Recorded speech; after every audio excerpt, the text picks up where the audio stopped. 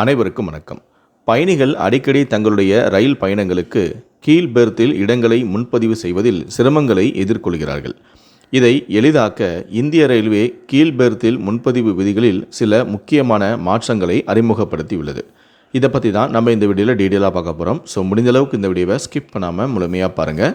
இந்த வீடியோக்குள்ளே போகிறதுக்கு முன்னாடி இந்த வீடியோக்கு ஒரு லைக் பட்டனை ப்ரெஸ் பண்ணிடுங்க. நீங்கள் இது வரைக்கும் என்னோட சேனலை சப்ஸ்கிரைப் பண்ணாமல் இருந்தீங்கன்னா மறக்காமல் சப்ஸ்கிரைப் பண்ணிக்கோங்க. கூடவே அந்த பெல் சிம்லையும் மறக்காமல் கிளிக் பண்ணிக்கோங்க. சரி, வாங்க இப்போ நம்ம வீடியோக்குள்ளே போகலாம். ரயில்வே ரயில் ஒன் ஆப்பை அறிமுகப்படுத்தியது.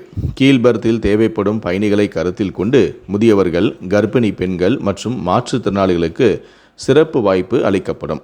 முன்பதிவு அமைப்பில் 45 வயதிற்கு மேற்பட்ட பெண் பயணிகளுக்கு கீழ் பெர்த்தில் தானாகவே ஒதுக்கப்படும்.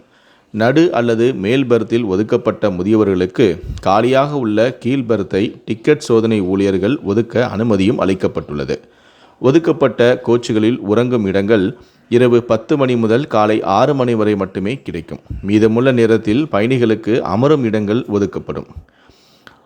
RACயில் பக்கவாட்டு கீழ் பெர்த்தை பெற்ற பயணிகள் பக்கவாட்டு மேல் பெர்த்தில் புக் செய்தவர்கள் மற்றும் RAC பயணிகளுடன் பகல் நேரத்தில் அமர இடத்தை பகிர்ந்து கொள்ள வேண்டும்.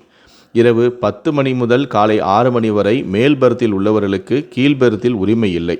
இது கீழ் பெர்த்தில் உள்ளவருக்கு உறங்கும் நேரம். கீழ் பெர்த்தில் முன்பதிவு விதிகள் மாற்றங்கள்.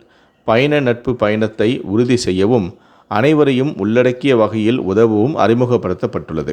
இதன் மூலம் பயணிகளின் சிரமங்கள் குறைந்து சமநிலையான முன்பதிவு செயல்முறை கிடைக்கும் என அதிகாரிகள் தெரிவித்துள்ளனர்.